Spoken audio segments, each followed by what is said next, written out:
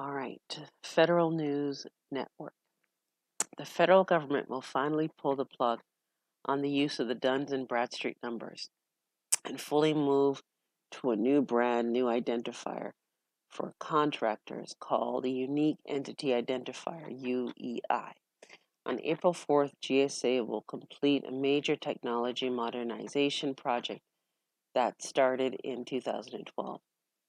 Picked up steam in 2016 and finally will come to completion after a 6-month parallel test. Mimi Whitehead, the Deputy Assistant Commissioner of GSA's integrated award environment, said all agencies will use the UEI, which is a government-owned identifier generated in sam.gov, and are responsible for changing their systems across their business process, ranging from acquisition to finance.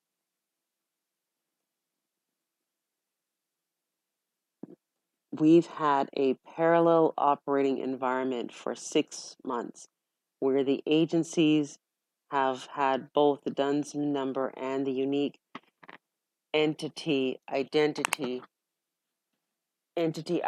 available in all of the IT systems in the integrated award environment, IAE. Whitehead said in an interview with Federal News Network they've been able to send and receive tests that's allowed them to plan the timing of their own transitions. Even before that, we've been communicating with them, sharing the specifications. This really has been a multi-year project and a multi-year transition. Insight for Information. Federal News Network surveyed 5 agencies about approach to squeezing more out of their data to protect taxpayer money. Okay, the government's move away from the DUNS numbers will end a 40-year plus relationship with Duns and Bradstreet, where the government has spent hundreds of millions of dollars to use the proprietary system to identify companies. These costs of using the DUNS number has grown over the past decade or more.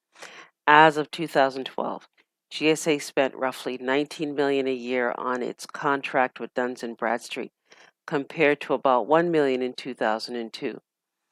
According to the most recent report available from GAO, GSA would give contractors a DUNS number free of charge, but it paid for the service on the front end. In March 2018, GSA awarded Ernst & Young a 5-year, $41.7 million contract to run the UEI initiative. Ernst & Young will provide services to validate the identity of each entity, company, individual, organization, etc., wanting to do business with or receive assistance from the government. GSA stated in a release that the GSA said the contract will reduce unnecessary duplication across the government by ensuring individual agencies do not have to separately contract for these services, but will instead receive the service by way of sam.gov. UEI for the entire life cycle of an award. The UEI is a 12-character alphanumeric identifier that is owned and managed by the government. It connects agencies and companies throughout the federal award life cycle, whether it's writing a contract or managing a grant. The benefit that we see from the user's perspective is that it's going to be more convenient. They're not going to have to go to multiple sites, and they're not going to have to interact with a third party directly. They're going to be able to go to sam.gov, provide the information, or request a unique entity identifier, get the entity validation done, and move on with whatever else they need to do, Whitehead said. The convenience factor, that ease of experience, is something that we're really looking forward to providing. Whitehead said there are several reasons the UEI implementation took so long. First, Federal Acquisition Regulatory Council had to change regulations to remove references to DUNS numbers and replace them with UEI. That change allowed us to complete the validation and then decouple the fact that we were having an identifier, the thing that connects the entity to the entity that connects to the entity from the validation service on the back end, she said. That's a good thing over time. That allows increased competition. It removes the proprietary nature of the identifier and really means that no matter who in the future were to provide the service, this huge giant government-wide change only has to happen once. This one change, however, will impact 7 IAE systems. GSA is planning down time on April 1st and 2nd to implement the UEI changes.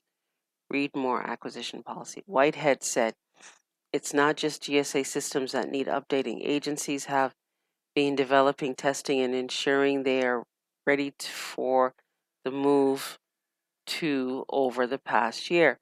From the technical perspective, the agencies worked together to develop and design the changes. That was a really good process. That was very interesting to watch because agencies came together and talked about what they needed to do, how they needed to do it, making sure that there wasn't overlap with other identities like the social security number. She said, obviously, we had to create the thing to build the identifier, the generator on the back end. Just learning and peeling back the layers of the onion helped define all the different places where the DUNS number was used. And knowing that had to have a parallel insertion of a unique entity identifier. It's been fascinating, certainly stressful at times, but we've got a really great team and the agencies have been great to work with. Preparing for the challenge, hoping for the best. GSA has been working with agencies talking about the move to UEI for the better part of the last year, displaying the UEI next to the DUNS number on SAM.gov. Whitehead said GSA was trying to make the switch as easy and smooth as possible, but as GSA knows well, these changes can be fought with challenges, particularly in the first week. You hoped for the best and planned for the extremely focused support to the user. So we will be in a hyper monitoring, hyper paying attention to everything phase for certainly for the first week. She said, we've got an integrated project team that's ready to support users. We have folks from our IT support, from our hosting support, and from all of the different aspects and facets that we need to make this work. We were planning for search support around our service desk. We do expect that there will be those who are not aware of the change and come in to do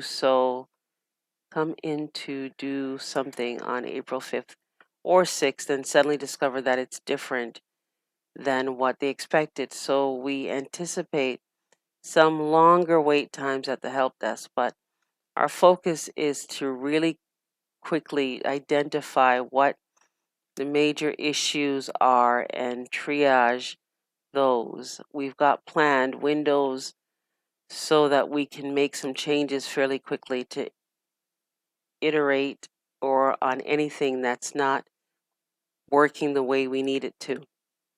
Whitehead added, GSA has posted information videos, fact sheets, and other helpful details about the transition to UEI from Dunn's on its website. It also added a big green button that says UEI transition help, so users can easily ask questions or solve problems. All right, this is Jason Miller, is the executive editor of Federal News Network and directs news coverage on the people, policy, and programs of the federal government. Follow him, and you guys can. I'll put the link to all these in the description below, so you can follow him there. Remember, you guys can now get our merch on Teespring. You can follow us on, become a member on Boon TV for exclusive content there.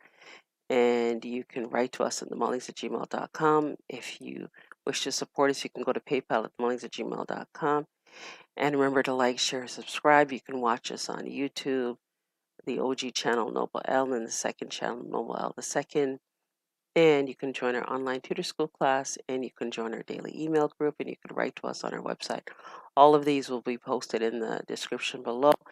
Thank you for watching, you guys. Have yourself a great day. Thank you to Tammy. Thank you to Shannon. Thank you to Leela Abyss. Thank you to Horatio Bay, Copper Aborigines, I True Roots, Tressie Rockamore. And yes, we've written to the heads about the GSA bonds and all the good stuff. And yeah, you guys, so just wanted to keep you guys updated. We're reading the stuff, Copper Aborigines, as quickly as we possibly can.